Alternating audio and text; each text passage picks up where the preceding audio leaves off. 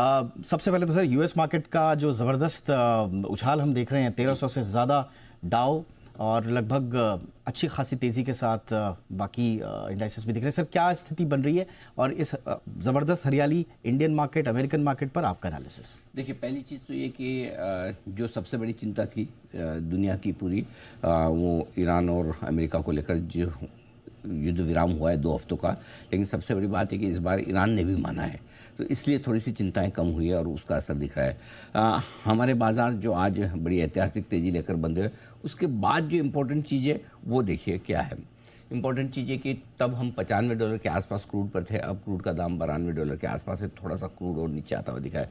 दीपक देखो, क्रूड को आप है ना $90 के नीचे ले आइए, फिर जो अभी अविनाश जी कह रहे हैं ना कि थोड़ा नीचे मिल जाए, फिर वो नीचे नहीं मिलेगा, फिर है ना मार्केट सीधा आपका कल 24,000 के ऊपर दौड़ लगाता हुआ दिखेगा, फिर आपको सीधा वो 24,300 24,500 की रेंज में ज़्यादा दिखेगा। सो अल्टीमेटली अभी यहाँ से क्या है, यहाँ से सबसे इम्पोर्टेंट चीज़ क्या है, इम्पोर्टेंट चीज़ है क्रूड। इस वक्त अगर क्रूड $90 उसके नीचे सेटल होकर ट्रेड करना शुरू करे तो 2 चीज़ें होंगी। एक तो ये कि आपकी वो टेंशन खत्म हो जाएगी कि भाई जब पीक टाइम पे युद्ध था तब भी आपने $120 के आसपास डबल टॉप बनाया, ठीक है। जब सबसे ज़्यादा डर था कि ईरान को तबाह कर देंगे, वो गाली गलौज जो की थी ट्रंप साहब ने, उस दिन भी $110 $111 के आसपास रुक गया। अब अगर $90 इसके नीचे आ जाता है तो इसका मतलब क्लियर कट है कि क्रूड अब बढ़ नहीं पाएगा, कुछ भी हो जाए। तो क्रूड अब भले एस्केलेशन हो भी जाए तब भी अब क्रूड आपका है ना वो पहले 100 और फिर 110, बहुत सारे वो ऐसे माउंट एवरेस्ट हैं जिस पे चढ़ना मुश्किल काम है। सो क्रूड अगर नीचे आता है तो ये ग्लोबल मार्केट्स के लिए हमारे लिए कल एक बड़ा ट्रिगर होगा।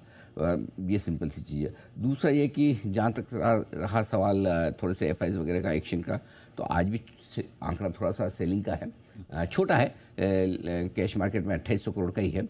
देखते हैं आज फ्यूचर्स में मुझे लगता है खरीदारी की होगी। एफआईज के आंकड़े जब आएंगे, पूरे डेटा भाव को भी फ्यूचर्स के भी नजर आएंगे, तो नेट मुझे लगता है बाइंग आनी चाहिए। घरेलू फंड ने भी खरीदारी की है, तो थोड़ा सा आंकड़ा छोटा जरूर हुआ है, लेकिन कोई चिंता की बात नहीं। तो मुझे लगता है कि परफेक्ट है मार्केट, एकदम कोई दिक्कत वाली बात नहीं है। अमेरिका में 1000 पॉइंट डाउ फ्यूचर्स ऊपर थे 3:30 बजे, 1300 ऊपर है।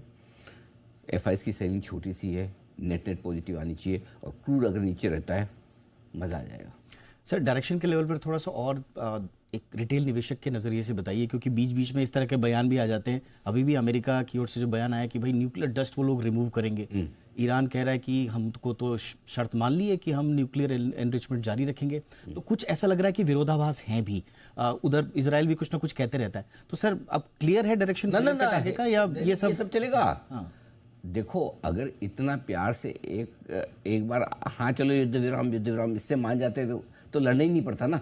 इतने समझदार दोनों होते तो लड़ते थोड़ी। युद्ध वाली सिचुएशन थोड़ी आती है। युद्ध वाली सिचुएशन 2 ही कंडीशन में आती है, जब दोनों समझदार ना हो, या दूसरी कंडीशन ऐसी होती है कि एक आदमी बहुत ही मस्ती करता रहे, फिर कोई दूसरा आदमी परेशान हो के फिर 2 झापड़ दे दे, जैसे हम पाकिस्तान को करते हैं, ठीक है। तो वो दूसरी वाली सिचुएशन है। तो यहाँ तो अगर दोनों ही लड़ रहे हैं तो एक बार में तो मानेंगे नहीं।